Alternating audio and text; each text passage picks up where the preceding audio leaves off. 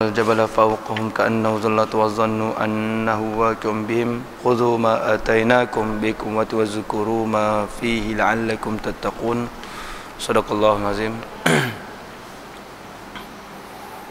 Kalau ada siapa yang ada kitab lah, boleh buka muka surat 234. Baik tuan-tuan dan puan-puan yang dikasihi sekalian, marilah sama-sama kita panjatkan kesyukuran kita kepada Allah SWT dengan limpah kurnianya. Malam ni kita dapat sama-sama hadir untuk solat berjemaah di masjid ni. Dan insyaAllah lepas ni kita sama-sama bincang sedikit berkaitan dengan kuliah kita daripada yang lepas-lepas, iaitu berkaitan dengan kecantikan. Sama ada kecantikan itu kita cuba nak modify dan sebagainya. Sebab kadang-kadang nyawa ni dia boleh keluar bila-bila masa saja tuan-tuan. Saya nak kongsi dahulu dengan tuan-tuan satu kisah yang baru berlaku hari Sabtu baru ni. Masa tu malam tu kebetulan saya pun tak ada kuliah. Saya keluar sampai dekat maktab rendah Semara tu lebih kurang pukul 7.50 macam tu lah, 7.50, 7.55. Belum lagi waktu isyak. Belum lagi sembahyang maghrib pada waktu tu lah. Sayanya duduk dekat pejabat tu, ada kerja sikit. Tiba-tiba datang dua orang perempuan, satu muda, satu lagi agak berumur. Tanya, Assalamualaikum, boleh saya tahu siapa? Saya pun kata saya Ustaz Wan lah. Sedih. Yang muda tu sedih, yang tua tu gaya okey sikit. Dua orang perempuan, cikgu ke sini. Saya cikgu sinilah. Saya ni kakak kepada seorang pelajar nama sekian, sebulan-sebulan. Orang Langkawi lah. Ayah dia baru meninggal kejap ni tadi, pukul 6.30 petang. Mungkin ada tuan-tuan yang kenal kot. Mat Saad. Dia dekat, dia immigration ke custom ke, ada kenal kot. Immigration ni. Itulah orang. Umur baru 55 tahun muda kan, sihat lah. Anaknya ada dekat MSM tu, dia kata 4. Jadi kakak datang nak ceritanya keadaan kita tak tahu kan, kesedihan tu. Jadi kakak dia kata, boleh tak Ustaz? Memang boleh lah, ayah meninggal, nanti saya panggil kan. Cuma dia kata jangan bagi tahu dulu Ustaz. Okey. Jadi pelajar-pelajar ni semua dekat surau. Saya pun dengan pakai baju biasa masa tu, saya pun pergi naik surau. Belum sembahyang, kita ada kerja sikit, pergi naik. Sebab sampai-sampai tu saya ada hal sikit kat MSM tu. Orang dah sembahyang lah 7.30 tu kan. Terus naik surau dekat tempat perempuan, panggil nama anak dia, mai sini. Kenapa Ustaz? Katanya, awak turun sekarang, saya nak cakap sikit. Turun bawah, sampai kat bawah. Berapa lama awak boleh bersiap? Sebab saya belum sembahyang. 5 minit, 10 minit. Dia seronok tuan-tuan. Dia ingat kita nak bawa dia pergi ada program cerap dekat Dataran Lang malam tu juga, dengan orang falak kan. Bas dah tunggu, jadi dia teringat dia masuk sekali situ. Okey Ustaz, 10 minit. Dia pun lari tuan-tuan. Saya sedih, rasa nak menangis. Sebab dia tak tahu ayah dah tak ada ni. Betul, ayah dah tak ada ni. Kita pun duduk kejap. Datang orang tanya, kenapa Ustaz? Ada sikit, tak nak cakap lagi, takut terbocor. Sebab maknya kakaknya pesan jangan bagi tahu lagi. Duduk ke depan. Lepas tu dia pun datang ke saya. Okay Ustaz, ni kad keluar. Saya pun sign tuan-tuan. Lepas tu saya kata nama dia Khairul, perempuan, Khairul Bariyah. Khairul, kita hidup dalam dunia ni kena banyak bersabar kata. Dia mula rasa lain. Nampak Ustaz? Tak ada apa, jom kita jalan dulu. Jalan turun ke bawah, nampak kakak dia, nampak tok dia. Kakak dengan tok dia. Kenapa dia Ustaz? Tak ada apa, ikut saya dulu. Lepas tu kakak dia pun diam. Kakak dia pun menangis lah, muka sedih. Kenapa dia tak? Nanti dulu naik kereta. Nak cerita tuan-tuan, senang dia nak habis. Ceritanya bapak dia tu sihat lagi. Petang tu siap kemeh-kemeh rumah lagi, kemeh-kemeh laman lagi. Sihat, baru 55, belum pencen. Kena serangan jantung kot, habis. Tak apalah kan. Nak ceritanya, bila-bila Allah boleh ambil.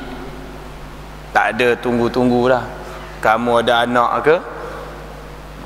Maha suci Allah yang maha berkuasa. Allah aja yang maha suci, bersih daripada segala-galanya.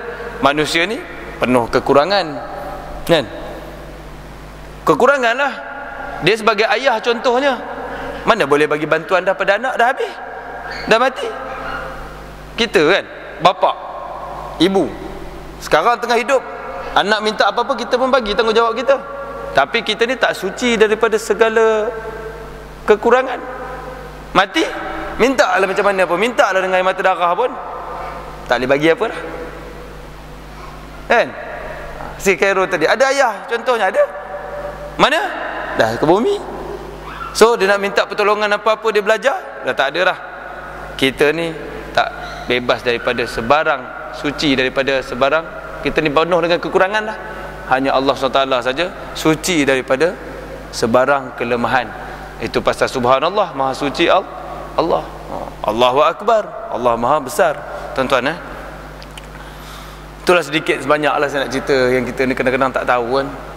Lepas tu yang sedih juga tuan-tuan, semalam pukul 3 petang bekas student kami juga meninggal sebab kena barah otak, tingkatan 4 dia sekarang ni. Lelaki, dia kena start tu elok cergas tuan-tuan. Budak Malaysia ni pandai-pandai tu, elok cergas, ayah bela elok kan, sampai masuk tingkatan 1 elok, tingkatan 2 elok, tengah-tengah tingkatan 2 tiba-tiba dia pengsan. Cek doktor, ada cancel otak. Cancel otak, namanya Muhammad Faisal Rozaidi. Sekejap lagi kita sama-sama baca Fatihah lah. Faisal Rozaidi masa tingkatan 2, bapak pun bawa keluar. Saya tahu habis berpuluh ribu tuan-tuan, habis berpuluh ribu. Ayah dah cakap bawa pergi berubat kat China lah apalah. Tapi budak ni dahsyat tuan-tuan, arwah ni.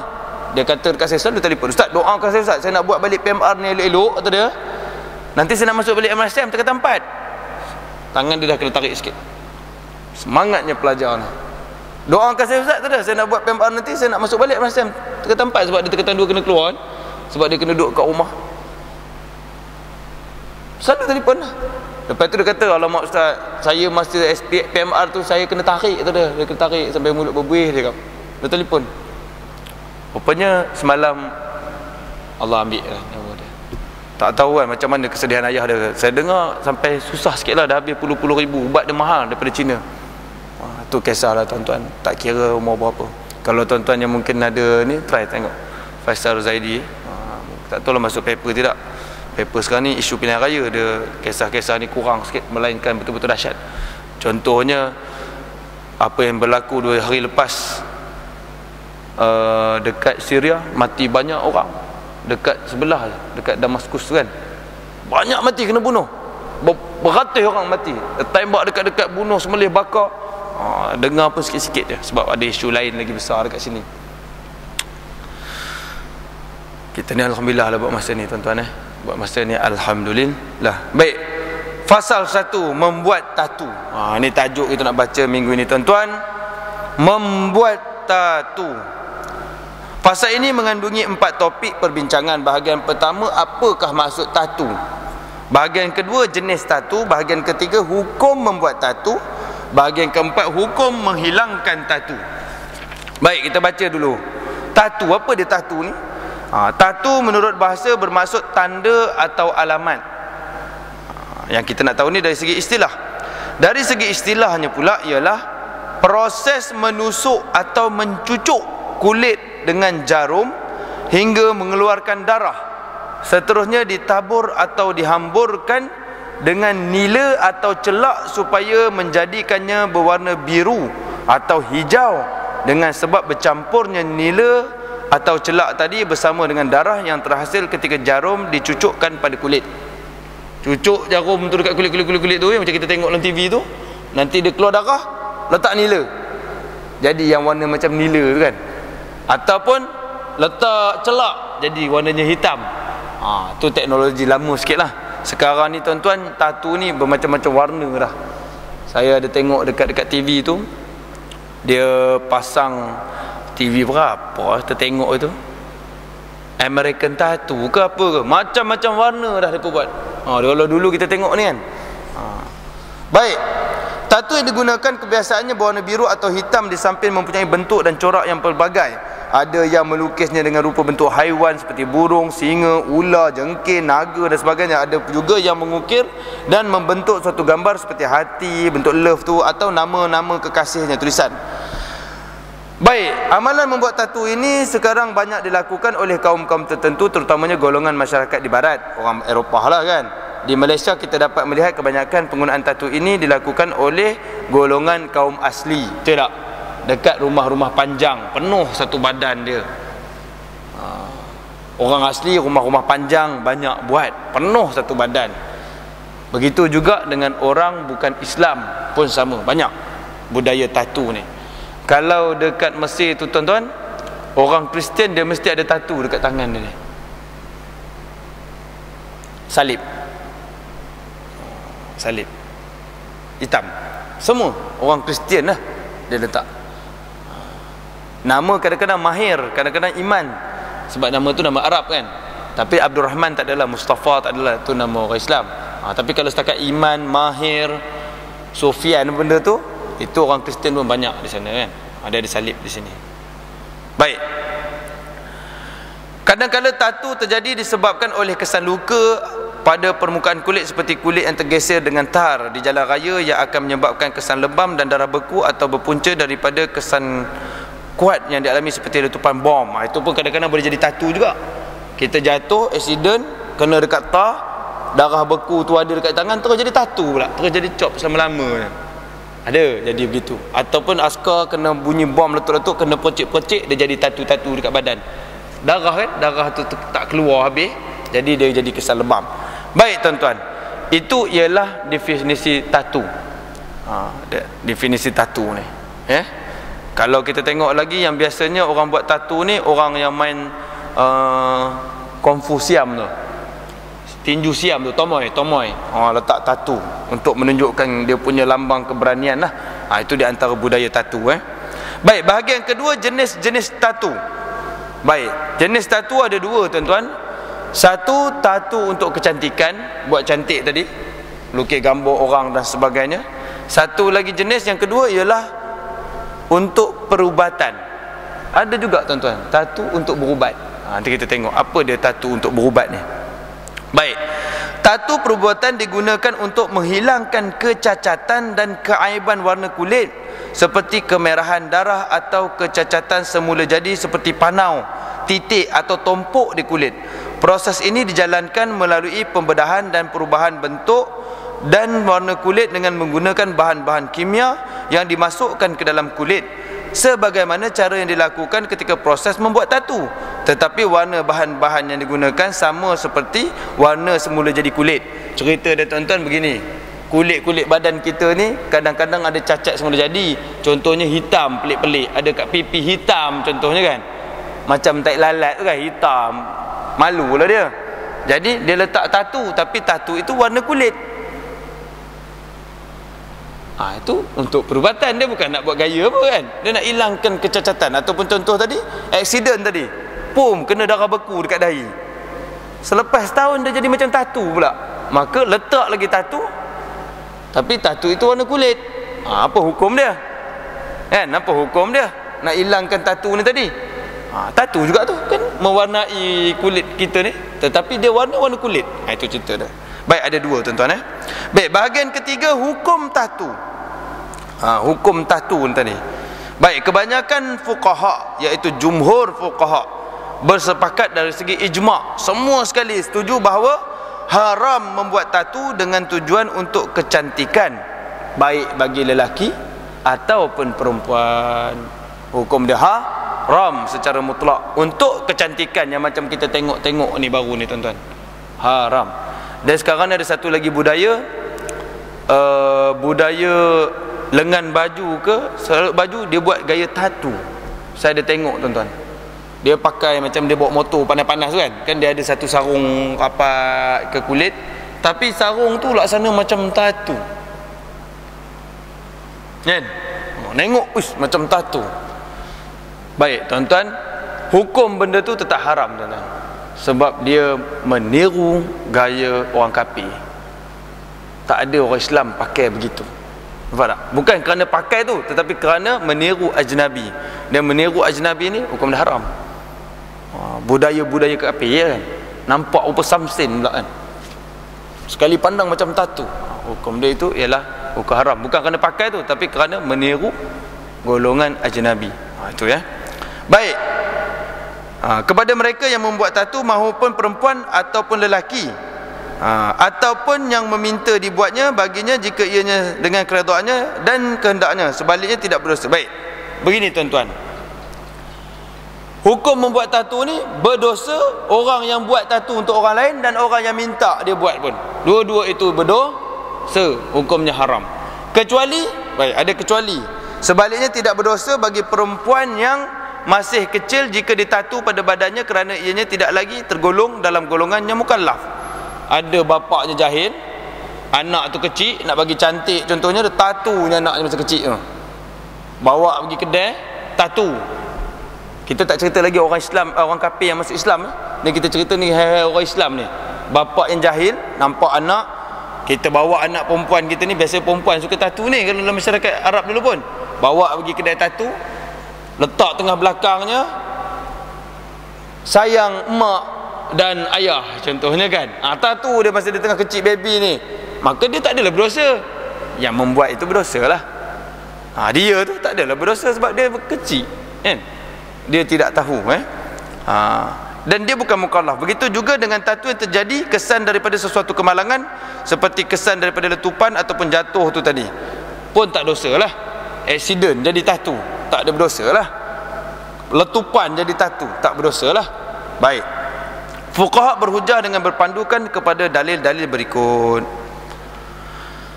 Yang pertama, Bismillahirrahmanirrahim.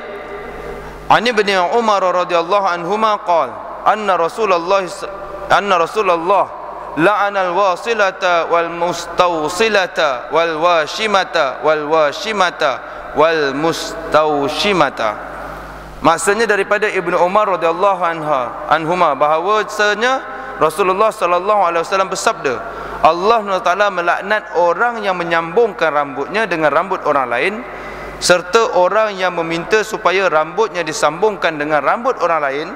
Demikian juga dilaknat kepada orang yang mencacah kulit dengan gambar tulisan dan lain-lain, serta orang yang meminta supaya dicacah kulitnya. Jelas no? Orang yang mencacah buat lukisan gambar tadi kat kulit orang, dengan orang yang meminta, semua ini tergolong daripada laknat maksudnya. Baik. Apa maksud laknat ni tuan-tuan ya? Laknat ini mesti menunjukkan sesuatu perkara yang sangat diharamkan oleh Allah. Bila Rasulullah kata laknat, Allah laknat, perkara itu mesti haram. Dia tak akan sebut laknat kepada benda-benda yang harus. Betul tak? Benda-benda yang makruh contohnya, dia takkan laknat. Laknat ini mesti haram. Jadi perkara itu bukan sekadar haram biasa, bahkan dia dilaknat. Baik. Hadis yang kedua, saya baca maksudnya sebab banyak hadis-hadis di sini. Baik, daripada Abu Hurairah radhiyallahu anhu, daripada Nabi sallallahu alaihi wasallam bersabda, Allah SWT melaknat orang yang menyambungkan rambutnya dengan rambut orang lain, orang yang meminta supaya rambutnya disambungkan dengan rambut orang lain. Demikian juga dilaknat orang yang mencacah kulit dengan gambar tulisan dan lain-lain, serta orang yang meminta supaya dicacah kulitnya. Darinya juga aku dengar Rasulullah SAW bersabda, janganlah kamu mencacah kulit dengan gambar tulisan dan lain-lain, serta meminta supaya dicacah kulit kamu.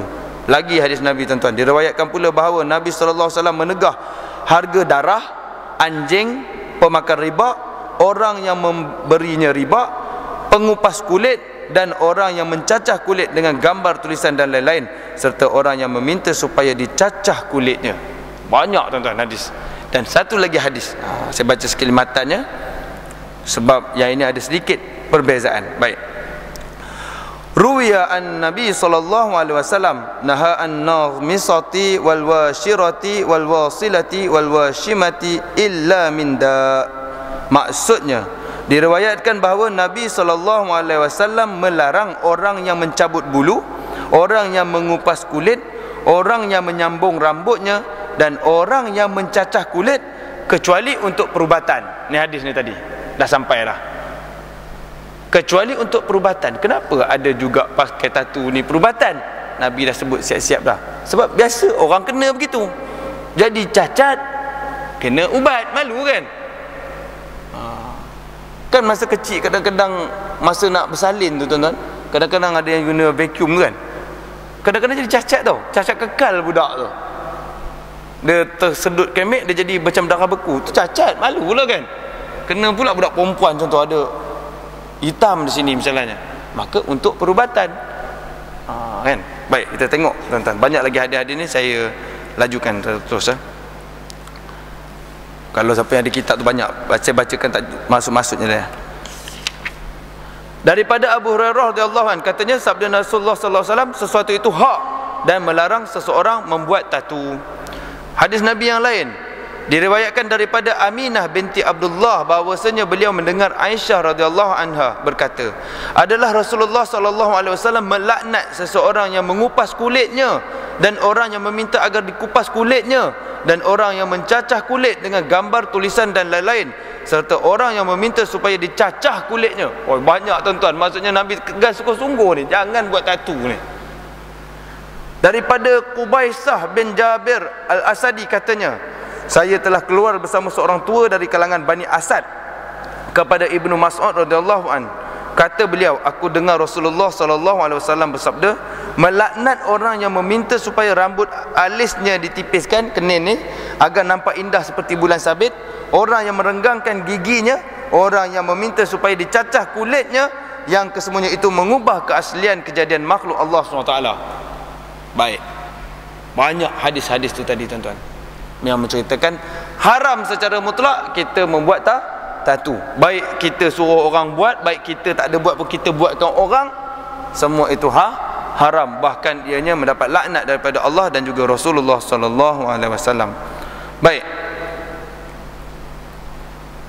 apa sebab gamaknya? Ulama cuba bincang. Dia kalau sebab ni tuan-tuan, kita kena faham tu. Kalau nak bincang boleh, tak nak bincang pun kena faham benda tu memang haram sebab dalil-dalil yang sahih. Kita kena bezakan antara hikmah dengan asal masalah. Hikmah dengan asal masalah, begitu.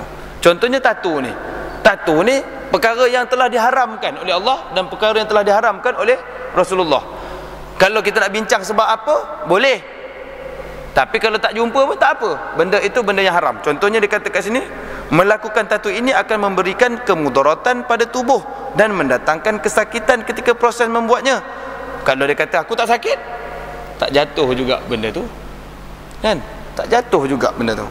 Melakukan tatu adalah syiar golongan fasik dan orang-orang kafir. Itu betul lah.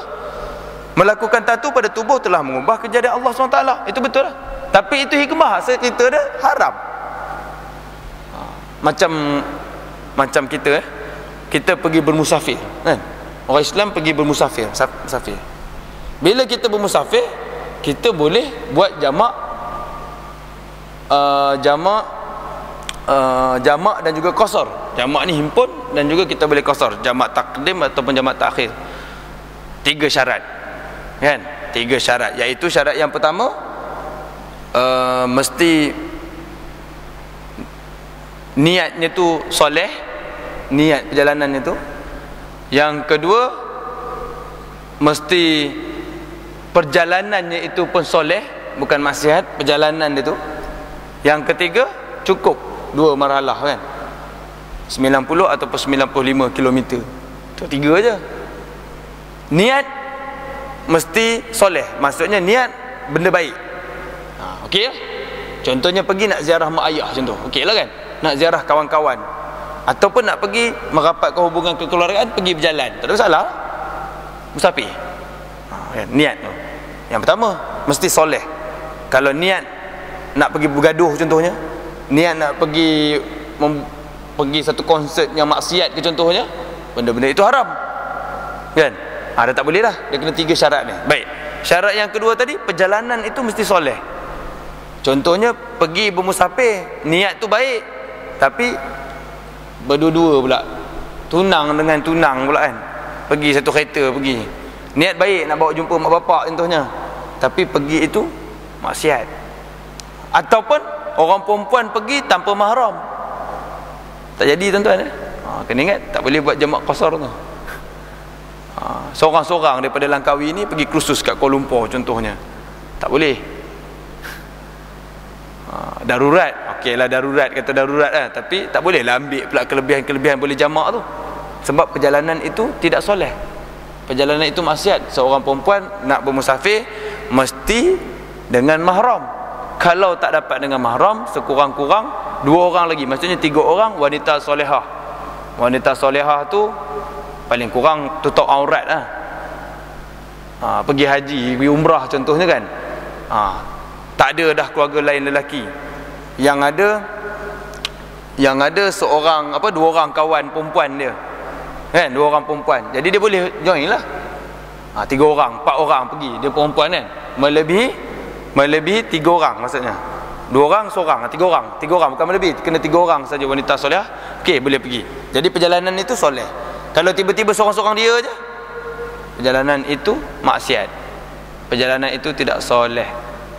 Tuan-tuan, contoh ada orang rumah kat sini kerja misalnya, cikgu kata, tiba-tiba atas arahan jabatan dia kena pergi kursus ke Kuala Lumpur selama 2 hari. Dia seorang-seorang kena pergi. Tuan pun tak boleh nak hantar, ada tanggungan lain, ada kerja lain misalnya, maka dia pergi. Tak boleh lah dia pergi buat jamak kasar pula, seorang-seorang dia je. Sebab perjalanan dia tu sebenarnya berdosa, musafir tanpa mahram. Tapi kalau contohnya isteri tuan-puan ni cikgu contohnya, nak pergi rombongan ni dengan satu bas pelajar. Satu bas pelajar ni bukan 3 orang budak perempuan dah, semua. Dan memang di sekolah tu memang diajar pakai tudung contohnya. Semua wanita solehah lah ni, bukan orang musyrik, bukan orang kafir. Itu tak ada masalah, pergi. Ramai. Ada 3 orang syarat dah. Okey, yang kedua. Yang ketiga cukup 2 marhalah tadi tu, 90 ataupun 95 km lah. Ada pandangan-pandangan di situ kan.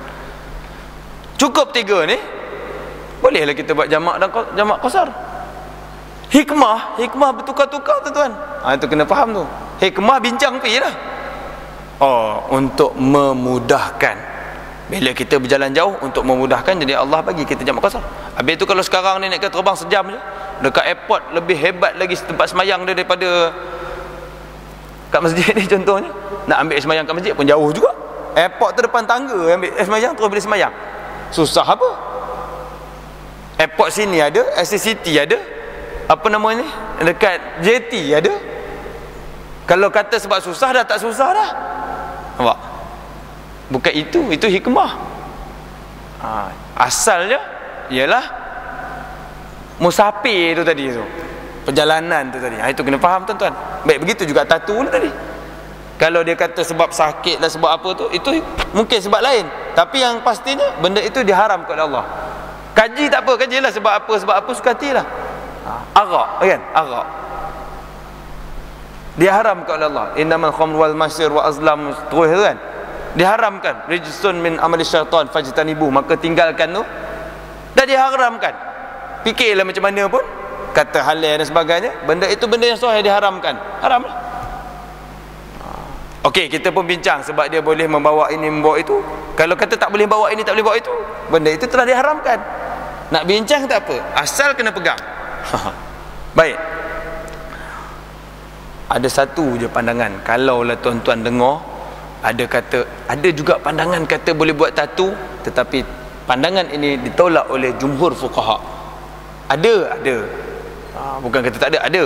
Tetapi pandangan ini telah ditolak oleh jumhur fuqaha berdasarkan dalil-dalil tadi. Di antaranya ialah Ibnu Nujaim dan Al-Imam Nawawi juga berkata bahawa tatu diharuskan kepada golongan perempuan kerana ianya dapat menambahkan lagi keinginan antara pasangan suami isteri, tetapi perbuatan tersebut dimakruhkan kepada lelaki.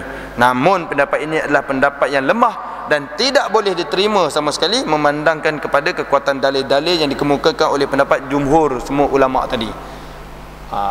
Maksudnya kalau tiba ada orang kata tu pendapat ini kena tolak. Ada satu pendapat kata, dia kata untuk orang perempuan boleh sebab bagi Nabi best katanya. Orang lelaki makruh. Pandangan ini ditolak sama sekali berdasarkan dalil-dalil yang kuat tadi tu. Baik. Bahagian yang keempat. Okey, itu tadi tuan-tuan, tatu haram. Haram.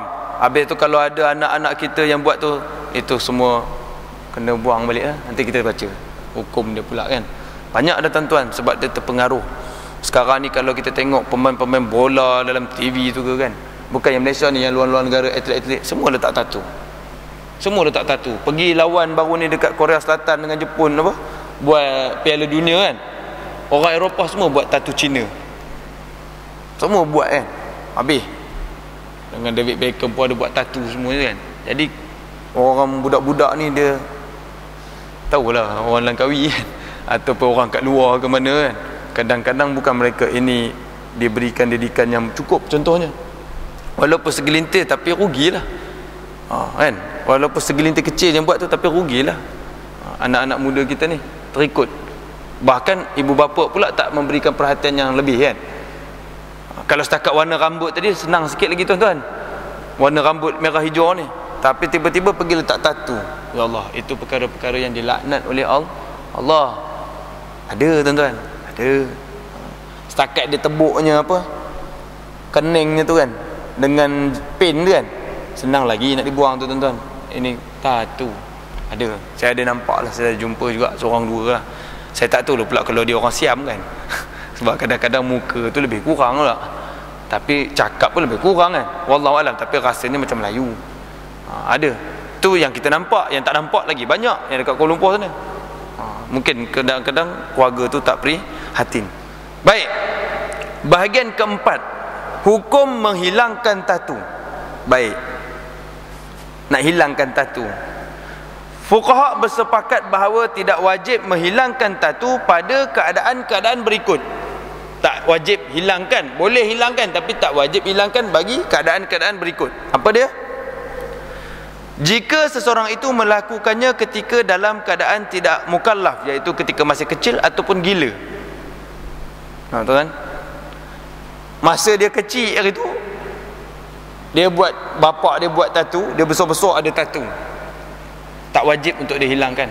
Ataupun dia tu accident, kepala meletup ke dinding ke sebagainya, tak betul, tengah gila ni, oi ada apa ni kan, tengah berjalan-jalan dia gila, dia bukan mukallaf, letak tangan buat tattoo, zap, tiba-tiba jadi baik.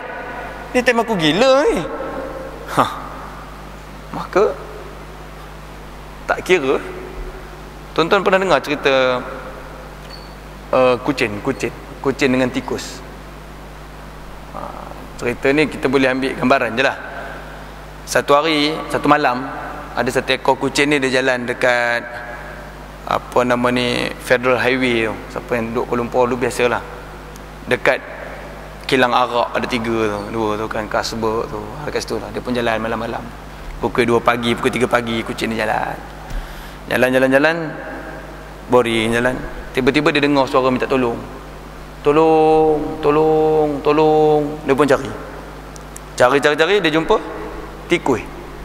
Tikus ni tengah lemah dekat dalam kolam arak. Tolong, dia tenggelam. Tolong. Kucing pun tengok, tikus, tak apalah, kalau aku tolong pun aku makan kamu kan. Kata tikus, kucing, tolonglah aku. Buat apa tu dah, kalau aku tolong pun nanti aku makan kamu. Tak apa, kamu tolong aku, lepas kamu tolong aku, kamu boleh makan aku. Kata kucing ni, lagi bagus, dah lah tolong dapat pahala, dapat makan tak kan. Dia pun tolak sikit tangan dia, kucing tu pun dapat, tikus tu pun dapat pergi kait dekat tepi kolam tu, naik. Lega kan. Okey, kata kucing ni, sekarang boleh lah aku makan, boleh bagi rehat kejap tak? Tadi lemah, tadi penat kan, penat. Kata kucing ni, kesian, kucing baik. Okey, tak apa, dia pun tunggu. Tidur tikus tu sampai siang tuan-tuan. Siang-siang bangun, kucing, kenapa kamu ni? Kamu janji dengan aku semalam, kalau dah tolong kamu, selamatkan kamu, sekarang aku boleh makan dah, kamu pun dah tidur. Kata tikus tu, semalam tak kira lah, semalam mabuk. Janji orang mabuk mana boleh kira, katanya. Habis kucing tu kata, macam mana ni? Tikus kata, sekarang kalau nak makan, kejar kan. Itu maksudnya janji orang mabuk, orang gila tak boleh. Dia bukan mukallaf tuan-tuan kan, dia bukan mukallaf. Tetapi ulama bincang juga berkaitan dengan gila yang sendiri cari ni. Kalau dia talak isteri jadi, yang sendiri cari kan. Kalau dia buat dosa, hukum dia jatuh. Dia minum todi contohnya, lepas tu dia pergi rogol orang misalnya, hukum tu sabit, sebab dia yang cari. Berbeza dengan dia tak sedar sendiri. pasal makan ubat dan misalnya, itu berbeza sedikit. Baik, itu yang pertama.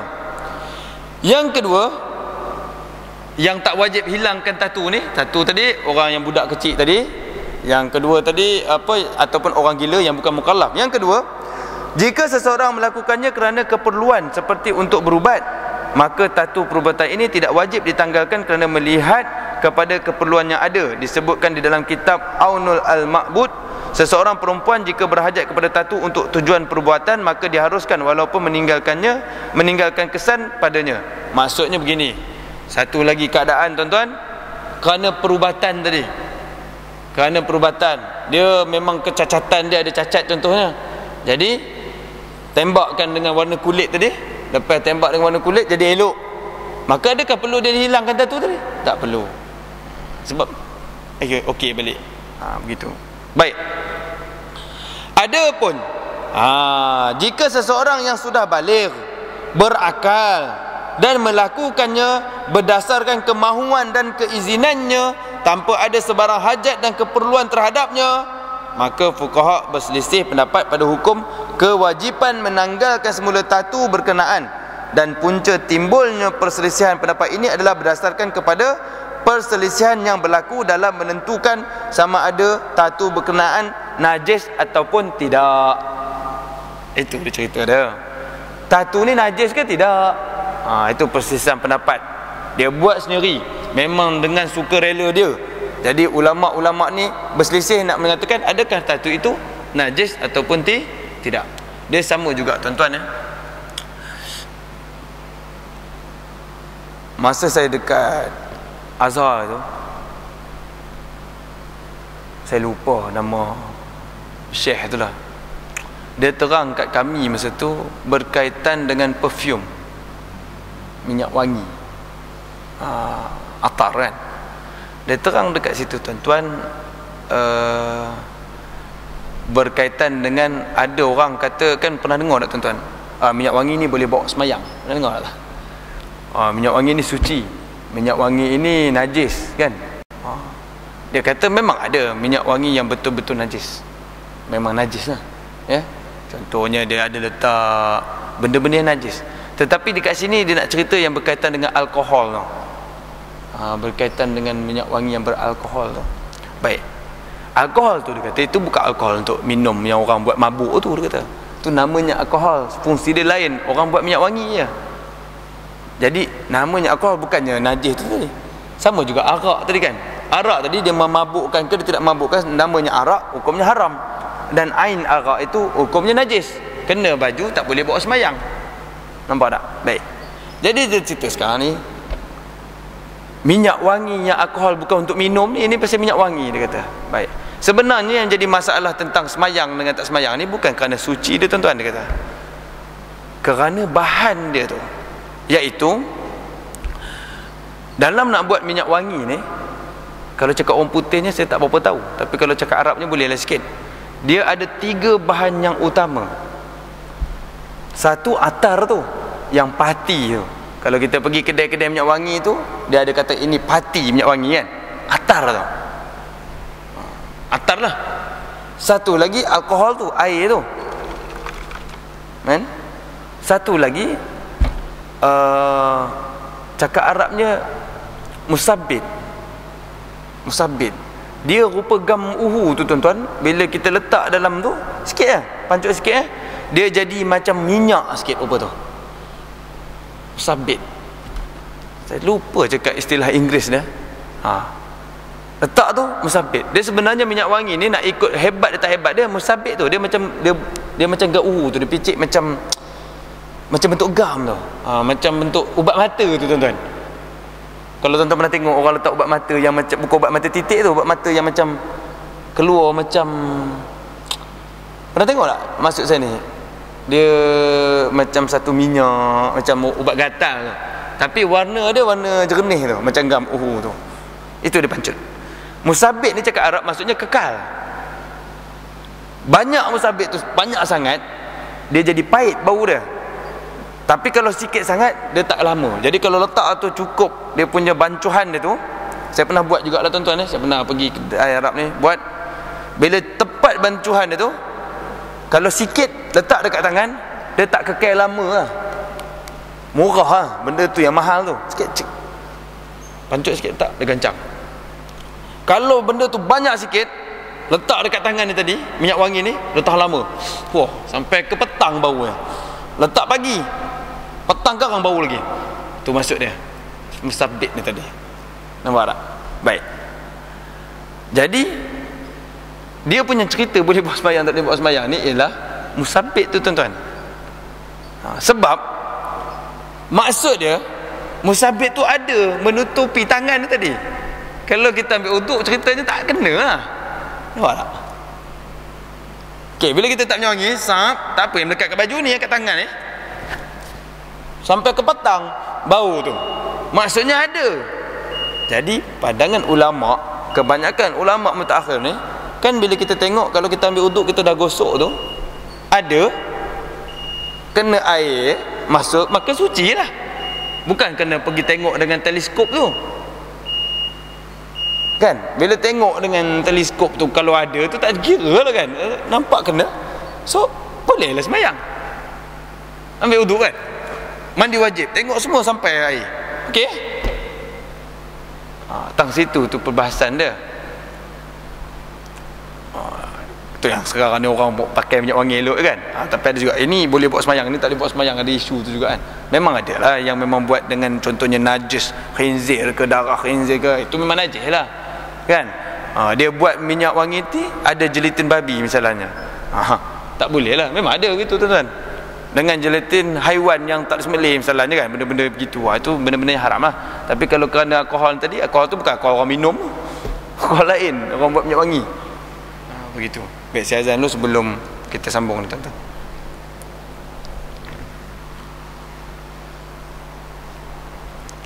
Subhanallah, alhamdulillah, la ilaha illallah.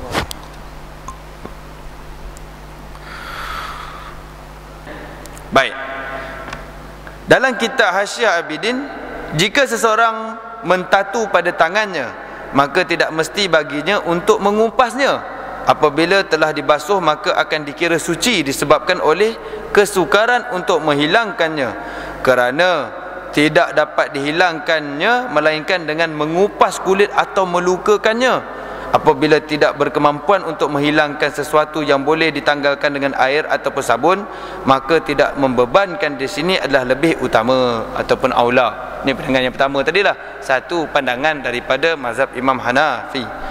Pendapat ini berhujah berdasarkan hadis yang diriwayatkan oleh Qais bin Abi Hazim, katanya, dakhalna ala Abi Bakrin radhiyallahu an. Dakhalna ala Abi Bakrin radhiyallahu an fi maradihi fara'aitu 'indahu imra'atun bayda'i mawshumah al-yadaini tazubbu anhu wahiyin Asma'i binti Umais. Maksudnya kami telah masuk kepada Abu Bakar ketika beliau sakit. Satu hari Abu Bakar sakit. Ini bukan hadis ni, bagi saya dia asar. Dia tulis sini hadis asar lah, bila masalah sahabat dia asar kan. Baik, kami telah masuk kepada Abu Bakar radhiyallahu an ketika beliau sakit, dan kami lihat di sisinya seorang perempuan yang keputihan tangannya dan ditatu kedua tangannya. Menuang kepadanya, perempuan tersebut bernama Asma binti Umais. Maksudnya Abu Bakar sakit, ada orang perempuan dekat situ pakai tatu lah. Mungkin daripada zaman dia jahilah sebagainya kan. Baik, bentuk penhujahan dahil. Perempuan tersebut menggunakan tatu dan tidak menghilangkan tatunya. Maksudnya perempuan tu ada tatu tapi tak hilang, dia ada dekat Abu Bakar kan. Maksudnya tak ada tegahan di situlah, kata penerangan yang pertama tadi. Baik, pendapat yang kedua iaitu di antara mazhab kita, mazhab Imam Syafi'i dan Hanafi juga, pada pendapat yang kedua ni tadi, menyatakan bahawa tempat yang telah ditatu adalah najis dan wajib kepada seseorang yang melakukan perbuatan tatu supaya menanggalkannya. Nampak tak? Ini pandangan yang paling kuat sekali mazhab kita, Imam Syafi'i. Dan qadi perlu memaksanya berbuat demikian sekiranya tidak dikhawatiri kesan dari pembuangannya tersebut akan berikan kemudaratan. Maksud di sini, kalau dia tak nak buang, hakim boleh paksa, jatuhkan hukuman, pergi buang balik. Oh ya, aku tak nak buang, hakim boleh paksa katanya, sebab kena buang.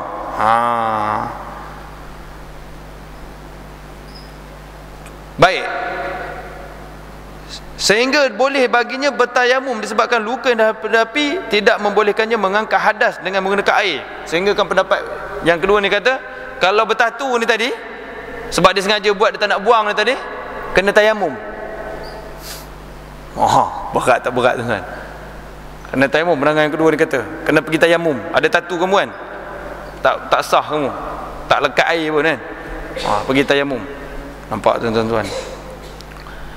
Dan pandangan ini juga kuat, keras, sehingga dia kata hukum yang sama juga dikenakan ke atas seseorang yang kafir jika ia mentatu tubuhnya dan kemudiannya memeluk agama Islam. Keras. Orang kafir tatu tubuh, lepas tu masuk Islam pun kena. Dia kata keras. Baik, di dalam kitab Nihayat Al-Muhtaj menyebut, baik saya bacakan kitab ni yang terjemahannya, wajib ke atasnya menanggalkannya dan perlu dipaksa berbuat demikian jika tidak dikhawatiri kemudaratan yang lahir menyebabkan diharuskannya bertayamum atau berpakaian daging akibat dibuang kulit. Seumpama seseorang yang menanggung najis dan sengaja menanggungnya sedangkan dia mampu menghilangkannya, jika dia enggan, maka hakim boleh menanggalkannya sebagai wakilnya, seperti memulangkan barang rampasan. Orang curi, dia tak nak pulangkan balik, hakim boleh lepasa kan, engkau pulangkan balik. Dia tak nak, pegang tangannya, tentera pergi ambil balik barang rampasan tadi, pulangkan balik pada tuannya. Itu hakim punya kuasa. Dia kata begitulah. Dan tidak diambil kira kesakitannya pada ketika itu jika natijahnya terjamin. Maksudnya kalau kau buat ni tak sampai mati tapi sakit lah, tak ambil kira sakit tu, janji tak adalah sampai bunuh dia. Natijahnya tu terjamin dia selamat, tapi sakit ni nak buang tatu ni, sakit tu tak diambil kira. Pandangan yang kedua ni kata, serta tidak sah solatnya pada ketika itu kerana menanggung najis sedangkan dia mampu menghilangkannya. Lain dia kalau tak mampu, ni mampu. Baik, ada pendapat mengatakan ianya wajib ditanggalkan juga walaupun dikhawatiri kemudaratannya lahir akan melampaui. Sampai pandangan ni, dalam pandangan ni juga kata, pandangan ni tadi dia kata kalaulah kamu buat ni sakit tapi taklah sampai mati, maka buat. Tapi kalau sampai mati tak payahlah kan. Tapi dalam pandangan ni juga kata kalau kemudaratan melampau pun kau kena buang juga sebab najis. Macam tu. Baik, kerana jika dia tidak menanggalkannya maka solatnya sepanjang hayatnya adalah bersama najis yang sengaja ditanggungnya. Itu pandangan yang kedua tuan-tuan. Disebutkan pula di dalam kitab Fathul Bari. Fathul Bari bukan yang bertanding tu, di dalam kitab Fathul Bari. Bila sebut Fathul Bari dia ada dua sekarang ni. Sekarang kalau pilihan raya ni Don Sanglang betul? Betul? Don Sanglang Ustaz Fathul Bari boleh tak ambil tahu bang wallahu alam. Baik, sesuatu yang ditatu ini dalam kitab Fathul Bari maksudnya sesuatu yang ditatu itu menjadi najis kerana darah terhenti padanya, maka wajib menghilangkannya jika mampu walaupun menyebabkan luka, kecuali jika ditakuti akan binasa atau hilangnya manfaat. Nak bersihkan tatu sampai tangan jadi cacat, macam itulah, atau anggota, maka harus membiarkannya dan memadai baginya dengan bertaubat untuk menggugurkan dosanya, sama ada bagi lelaki ataupun wanita. Baik, maka saya pun rujuklah tuan-tuan fatwa kebangsaan ni berkaitan dengan orang kafir ni. Dia masuk Islam, adakah dia kena buang tatu dia tu? Orang rumah panjang tu kan penuh tatu satu badan. Tak? Bukan senang nak buat tatu ni. Saya pun rujuk tuan-tuan.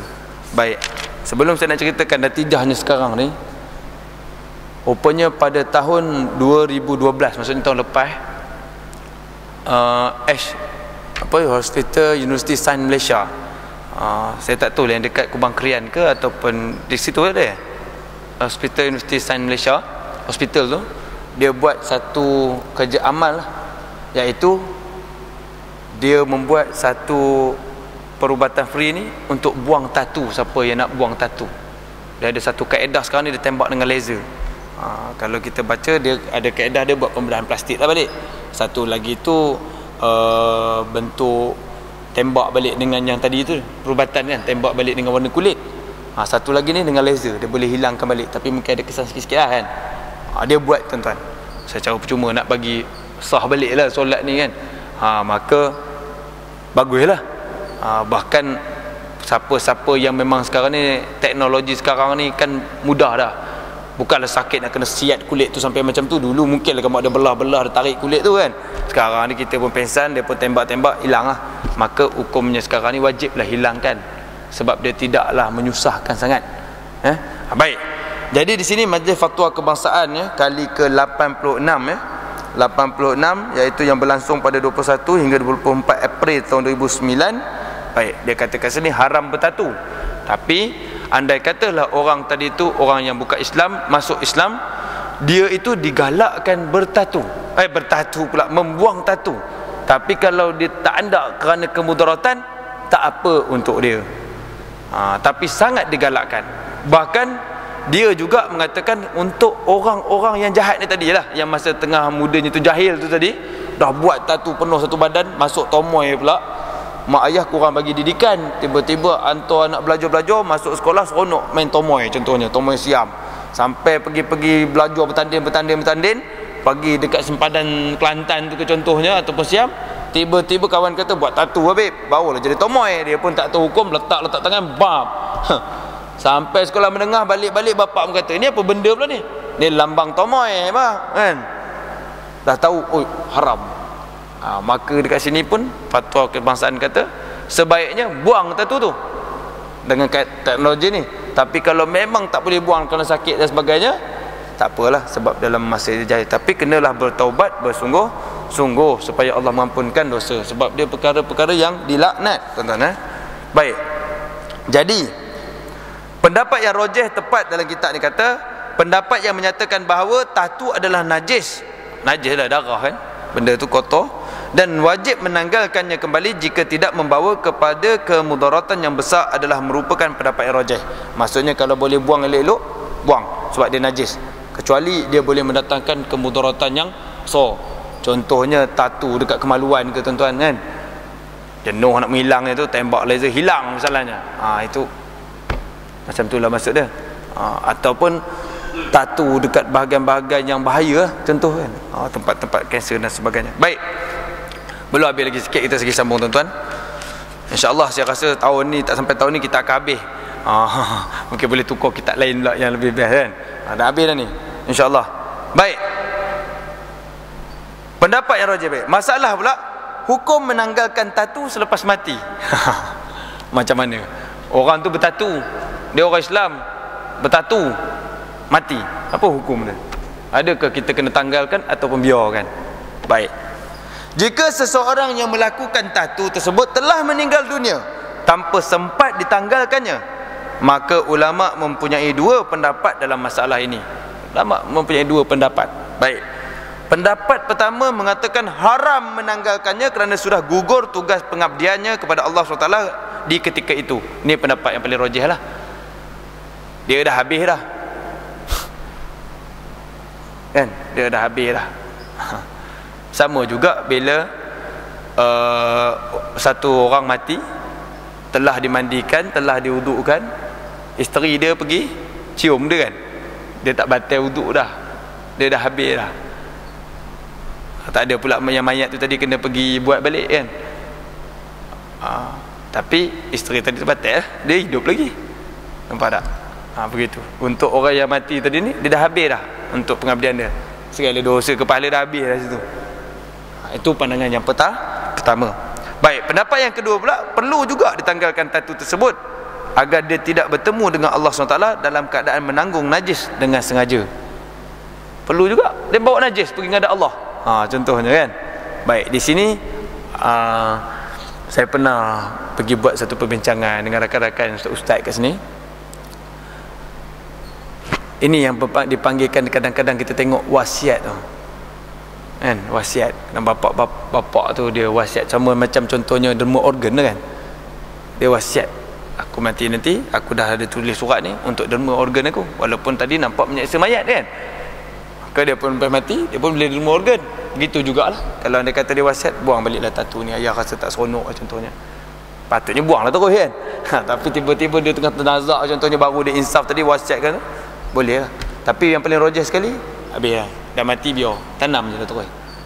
Tanam je lah terus. Sama macam kita bincang dulu tuan-tuan, yang gigi meh kan, tak payah terus pergi tarik balik kan. Ataupun dia tanam gigi, dia tanam gigi yang biasa kan, tak payah cabut lah. Baik.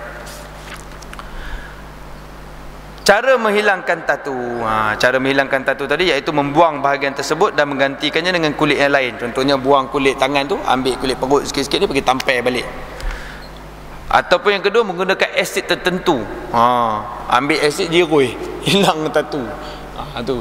Dan juga yang ketiga saya tambah dekat sini yang SUSM tu, University Science tu, Hospital University Science buat, dia ada tembak dengan laser bagi hilang tatu. Kalau tuan-tuan ada kitab boleh rujuk lah ni, di antara gambar-gambar tatu tu. Tu dia.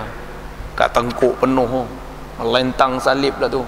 Kat lengan baju penuh tengkorak kan. Itu di antara budaya orang kafir. Baik. Jadi tuan-tuan dan perempuan sekalian, di antara puncanya tadi tu, bila kita cerita balik tadi, kita jagalah, bagilah pendedahan ni pada anak-anak kita yang tengah kecil-kecil ni. Sebab budaya tu sekarang dia tengok internet macam mana, dia tengok TV macam mana. Dekat Astro pun keluar sekarang ni cara buat tatu. Dia jadi macam satu, dekat tu lah ada satu TV tu memang selalu keluar tatu mereka. Budaya jadinya kan. Macam satu best pula buat tatu ni. Pergi sini ada tatu, pergi sini ada tatu. Dekat Kuala Lumpur tepi-tepi jalan je dah. Dia ada pen dia siap tuan-tuan. Kalau dulu dia siap tradisional. Sekarang ni dia pegang, dia celup tu. Dia ambil satu kertas ni, saya tengok yang dalam TV tu. Datang dia pergi chop dekat tengah belakang. Boleh pilih gambar dah. Dia ada gambar banyak. Gambar mana kamu nak? Nak lekat kat mana? Pergi pilih, aku nak gambar ini contohnya kan. Ambil gambar tu, pergi dekat tangan, dia pergi lekat. Pam. Cabut. Siap bergambar dah. Bergambar. Lepas tu dia ambil mesin tatu tu, letak warna tuang. Dia pergi color. Macam tu muka. Kejap. Lap. Lepas sejam tu, sapu. Sebiji dalam gambar yang lekat tu tadi, dia tiru balik. Gambar tu katalah ada warna oranye, warna hijau, warna merah semua tu. Tampal, cabut. Itu hanya lukisan di tangan. Dia ambil mesin tu guna rupa pen tu je. Kejap tuan-tuan, risau kita. Nak cerita kalau anak kita terlepas tiba-tiba dia pergi buat tu melekat situ, astagfirullahalazim. Perkara-perkara yang dilaknat. Dan benda tu banyak berlaku. Benda tu banyak berlaku sekarang ni kepada orang Islam kita lah. Sama dengan minum arak ni kan, banyak yang tua ke yang muda. Itulah kadang-kadang dalam kahwin ni kita terkeliru dengan orang Siam dengan orang Islam. Tapi kadang-kadang saya pergi beli barang ke air minum ke dekat apa namanya ni, 7-Eleven tu, kadang-kadang malam tu lalu kan, habis main badminton tu, kadang-kadang saya nampak orang kenapa je beli arak hijau tu. Tak tahu lah kan. Tak siap ke, kita rasa siap, tapi rasanya Melayu kan rasanya. Wallahu alam. Supaya kita, keluarga kita terlindung daripada perkara-perkara yang sedemikian, ya, terlindung. Dah ada kena tu, kena laknat. Baik tuan-tuan dan puan-puan sekalian, insya-Allah sedikit untuk minggu hadapan. Dah pilihan raya belum? Belum lagi ya? Tak sabar. Selepas pilihan raya tu, minggu tu saya tak ada bang. 6 hari bulan tu saya ada buat soalan peperiksaan dekat Kuala Lumpur, dekat Kelang, seminggu tu lah. 6 hari bulan sampai 10 ke 11 tu lah, lupa. Minggu selepas pilihan raya, sebelum tu ada lagi lah.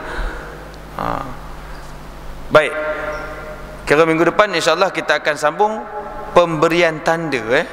Cerita berkaitan dengan tanda. Apa hukum kita bagi tanda, sama ada pada manusia ataupun binatang? Kan ada cop tanda pak, boleh tak? Nampak tak? Kan kalau lembu nak korban tu banyak kan. Jangan main-main tuan-tuan, terbagi cacat dia tak sah kita nak buat korban ke nak buat akikah. Buat bisnes boleh lah kan. Nak bagi tanda contohnya, tanda kekal lah maksudnya ni, tanda kekal. Ambil cop besi tu, ataupun melekat dekat telinga kan, sama ada pada manusia ataupun pada haiwan. Biasa tak tengok cop tu kan, melekat, dia ada tanda dia. Kita ni ada tanda. Sebab memang orang dulu-dulu lagi satu hamba-hamba dia kalau tak tanda. Dia ambil besi tu, ada lambang bulat, bukan tatu, ini tanda. Hampir-hampir macam tatu tapi dia tanda. Bahagian definisi pemberian tanda ataupun cakap Arabnya al-wasam. Apakah hukum dia? Sama ada kepada binatang ataupun kepada manusia. Kalau kat binatang ni contohnya, dekat mana yang boleh, dekat mana yang tak boleh misalnya. Sebab ada hadis Nabi pegang penanda binatang. Nabi pernah pegang. Nanti insya-Allah ada masa, ada umur yang panjang, ada rezeki, kita sambung kita punya kuliah. Mana yang baik itu datangnya daripada Allah Subhanahu Wa Taala, dan mana yang buruk itu datangnya daripada kelemahan diri saya sendiri. Jadi sepanjang kempen-kempen ni, orang kata janganlah sampai bermasam muka lah. Elok-eloklah kita hidup ni. Saya lawak tadi tuan-tuan, saya nak pergi ambil anak saya tadi. Cerita sikit. Bagi saya cerita lawak untuk saya lah. Tak tahulah tuan-tuan pada tuan-tuan lawak ke tidak. Saya nak ambil anak saya, orang jaga pengasuh dekat Kedah. Kan ada banyak bendera-bendera dekat nak masuk tu. Saya pun lalu, tiba-tiba saya nampak ada makcik tua tengah jalan. Tengah jalan kan. Lepas tu, kesian lah, jalan jauh. Saya pun kata, makcik tumpang. Dia pun kenal saya. Boleh Ustaz. Dia pun masuk-masuk. Sebelum dia masuk tu kan, dekat pintu tu cakap, saya akan buat laporan. Saya akan buat laporan. Sebelum dia masuk, kata apa hai pakcik ni.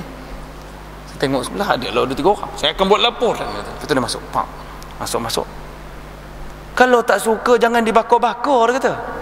Kenapa ni makcik? Kan? Kenapa ni? Sebelum tu saya tanya, kenapa jalan kaki? Saya tak tahu lah kalau ada orang taksi sini. Dia kata taksi tu hantar dia tak nak masuk katanya, sebab nak cepat.